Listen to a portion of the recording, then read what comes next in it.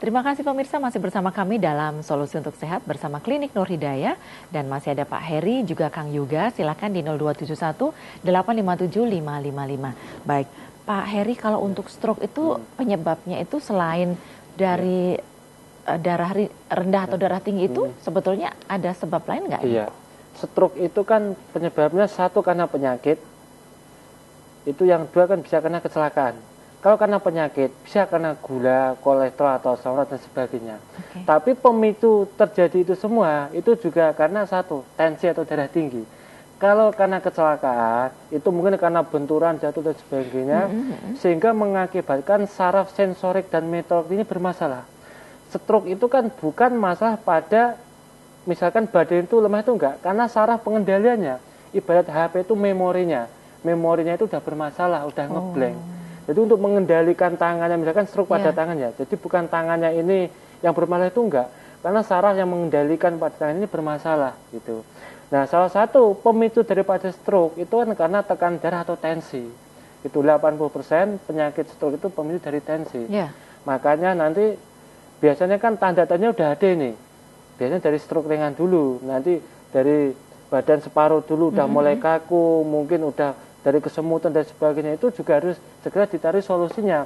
Kalau itu dibiarkan nanti bisa mengakibatkan atau terjadi stroke yang beneran gitu. Kalau udah stroke beneran nanti berbahaya sekali. Gitu. Kita sapa lagi penelpon dengan Bapak Agus. Halo, selamat malam Pak Agus. Selamat malam. Iya, Bapak Agus. Alamat di yang dekat dengan Magelang itu mana? Oh, di Magelang, Pak. Magelang. Okay. Oke, Magelang ke Solo dekat, Pak. Ya? Bapak mungkin ada keluhannya apa dulu? Keluhannya apa, Pak? Diabetes. Diabetes juga ya. Usianya berapa, Pak? 60. 60. Baik. Itu saja? Gitu aja, Pak. Alamat yang di Jogja tadi. Oh ya, nanti gini aja, Pak. Nanti saja, Pak. Iya, bisa ditutup dulu ya untuk Pak Agus di Magelang. Nanti kalau untuk minta alamat yang di Jogja, nanti bisa telepon ke call center kami aja, Pak. Nanti call center yang di klinik ya, Pak. Nanti itu kan ada tertera di layar televisi sampean, alamat call center klinik. Bisa minta alamatnya yang di Jogja. Kalau di Jogja itu tepatnya Jalan Wono Maju Lancar. Kalau di Jogjanya, nanti lebih jelasnya silakan telepon ke call center kami aja, Pak. Insya Allah nanti bisa dikasih informasi. Gitu. Ya, baik. Kalau untuk kartu garansi terapinya ini gimana ini? Nah, bisa di Solo, Solo garansi aja? Itu bisa juga untuk di Solo, bisa juga nanti untuk di Surabaya, bisa juga untuk di Jogja juga. Yang paling penting nanti kan pasien itu kan kalau udah dapat kartu garansi, itu kan berarti udah terdaftar sebagai pasien Klinik Nur Hidayah.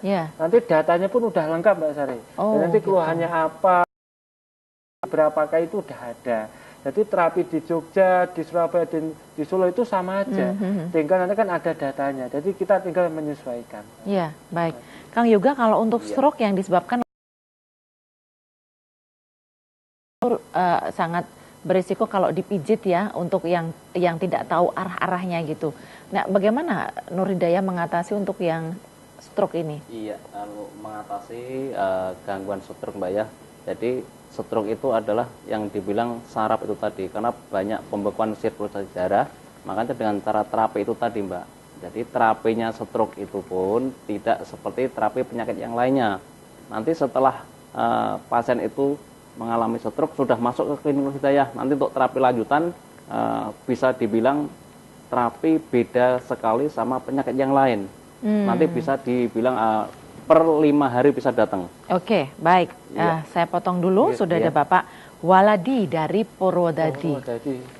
Selamat malam, Pak Waladi. Selamat malam. Iya, Bapak ada keluhan penyakit apa, Pak?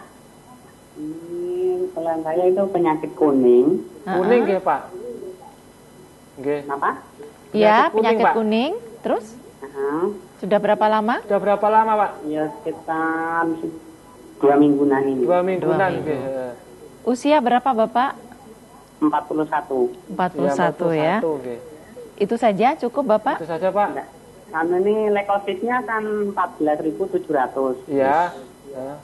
Normalnya kan 4.000 sampai 10.000. Oh iya. Sama SGOT-nya 43. Iya. SGPT-nya 33. Oh iya. Udah gitu aja Pak?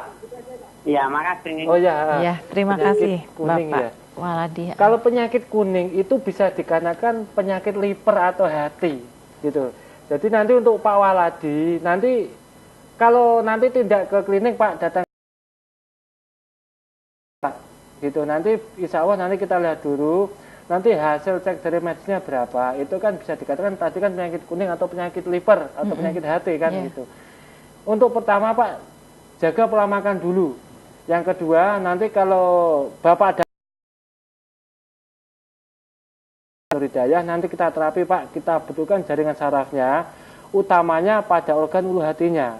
Gitu, insya Allah nanti ada ditunjang juga ramuan obat herbanya, insya Allah sangat efektif sekali untuk mengatasi penyakit yang Bapak Waladi keluhkan tersebut. Gitu. Kalau jaga pola makan itu maksudnya harus menghindari apa pola ini? Pola makan Pak? itu terutama kalau untuk penyakit hati atau kuning ya, itu jangan suka begadang atau ini hepatitis ya masuknya, bukan? Lain lagi. Penyakit liver. Kalau hepatitis ya makanya nanti kan lebih banyak kita lihat dulu ya, entah itu hepatitis atau penyakit liver ya. Pertama jangan suka begadang malam Pak. Yang selanjutnya makanan yang mengandung lemak atau kolesterol itu dihindari dulu Pak. Terus jangan suka minum es dan sebagainya yang sehingga mengakibatkan suhu udara dalam Bapak itu terganggu gitu. Jadi mungkin kalau mandi jangan suka terlalu malam-malam. Kalau udah semacam itu nanti kalau dibereskan itu nanti lama-lama bisa membengkak itu takutnya kan gitu. Jadi untuk Pak Waladi sebelum komplikasi kemana-mana saya sarankan harus ada segera penanganan Pak. Nanti catat aja nggih alamatnya Pak. Nanti di Jalan Sawo nomor 32. Kalau tidak ke tempat kami tolong nanti hasil labnya dibawa. Biar kami bisa lihat nanti keluhannya semacam apa aja Pak. Oke, iya seperti itu ya. Di Jalan Sawo nomor 32 Jajar Laweyan, Timur Pasar Kleco, buka setiap hari tanpa ada liburnya dari jam 8 sampai jam 5 sore. Silahkan ditunggu. Baik, kembali ke masalah stroke tadi Kang Yoga ya. Kalau misalnya ada organ tubuh atau anggota tubuh ini yang sudah tidak bisa digerakkan, kemudian sudah mati rasa. Padahal tadi pijat sarafnya itu kan mengaktifkan sel-sel sarafnya. Apakah itu yang sudah mati rasa juga dipijit nanti? Iya Mbak, yang namanya stroke itu pasti mati rasa itu tadi kalau sudah kronis. Tapi banyak sekali yang mengalami stroke itu sudah kronis. Yang dibilang Mbak Sari bilang sudah mati rasa. Memang stroke itu memang mati rasa Mbak. Makanya dengan cara difungsikan, dipulihkan kembali saraf itu tadi dengan cara terapi itu. Tapi terapinya tidak sembarang terapi. Karena apa? Yang namanya saraf kalau kita terapinya sembarang terapi nanti bisa bubar istilahnya, malah nggak karuan jadi lumpuh. Ya, nanti untuk cara terapinya stroke memang khusus untuk cara terapi stroke itu nanti ada tersendiri. Apalagi untuk penanganan selanjutnya beda jauh dengan penyakit yang lain. Kalau penyakit yang lain bisa dibilang setelah herbal habis baru kita kontrol. Tapi kalau untuk stroke nanti terapinya bisa per 5 hari datang. 6 hari datang, 7 hari datang seperti itu. Jadi nanti biar tahu jangka waktunya perkembangannya setelah diterapi dan minum herbal itu nanti seperti apa kelihatannya saat diterapi dan minum herbal itu tadi Mbak. Nah, untuk mengalami stroke jangan sampai yang namanya stroke itu jelas-jelas banget urusannya dengan saraf. Yang namanya saraf itu harus kita benahi betul-betul. Karena kalau sudah stroke kita Allahu alam yang namanya stroke memang penyakit yang kita takut sekali Mbak ya. Makanya di klinik Hidayah memang sampai sekarang pun banyak sekali yang mengalami stroke dan masih rawat jalan tuh masih terus. Karena apa? Stroke itu harus rutin dengan cara terapi. Apalagi direndam dengan air khusus. Rendaman kaki itu tadi khusus untuk stroke, khusus untuk diabetes, khusus seperti itu di klinik Nur Hidayah Mbak. Ya, sudah ada Bapak Susilo di Gunilan. Selamat malam, kita sapa kembali. Selamat malam. Selamat malam, Pak. Bapak, silakan. Monggo, Pak. Kalau saya mau tanya tentang kalau stroke itu boleh makan apa aja ya, Pak? Aja, Pak. Kadang-kadang kan ada pantangan sama lambung, itu gimana? Pantangannya, Pak. Mungkin ada yang nggak boleh dimakan, yang boleh dimakan gimana? Oh iya. Oke, terima kasih. Iya, terima iya. kasih Bapak Susilo. Untuk masalah stroke jadi pantangan makan. Iya, pantangan makannya. Ya ini bisa bilang kita sambung lagi untuk masalah stroke tadi.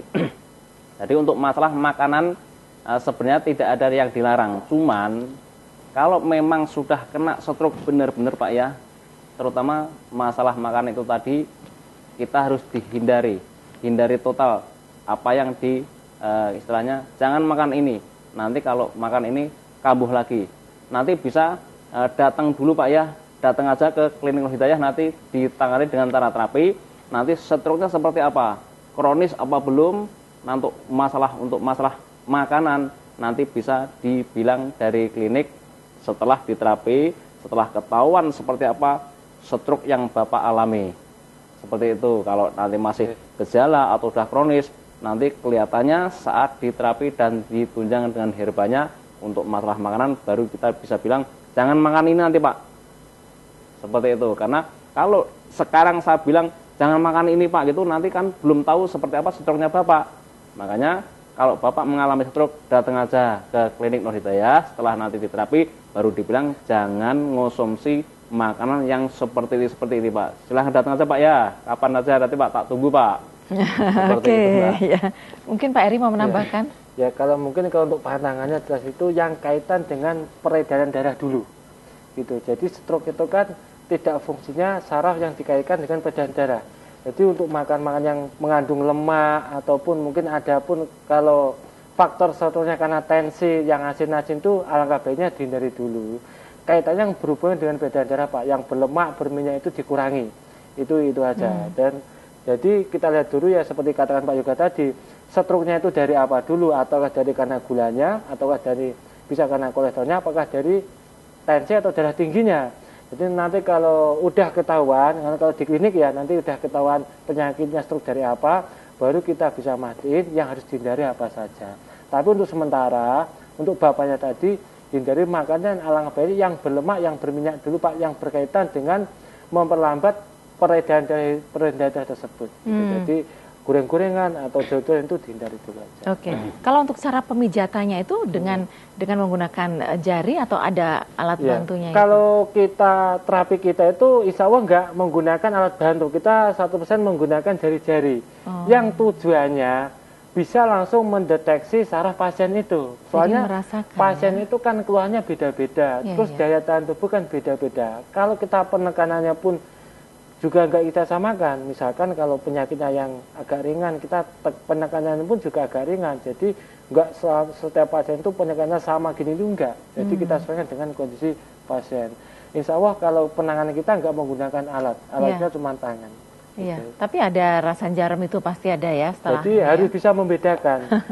Rasan jarum itu kan proses sama efek itu beda. Kalau proses itu kan proses yang menuju kesembuhan, tapi kalau efek itu biasanya kesannya kan yang negatif gitu. Jadi biasanya kalau habis dirapin jarum itu juga nggak semua begitu. Itu sebenarnya ada reaksi aja untuk proses menuju kesembuhan. Oke, baik, tidak perlu khawatir berarti kalau sampai ada rasa yang agak jarum seperti itu ya.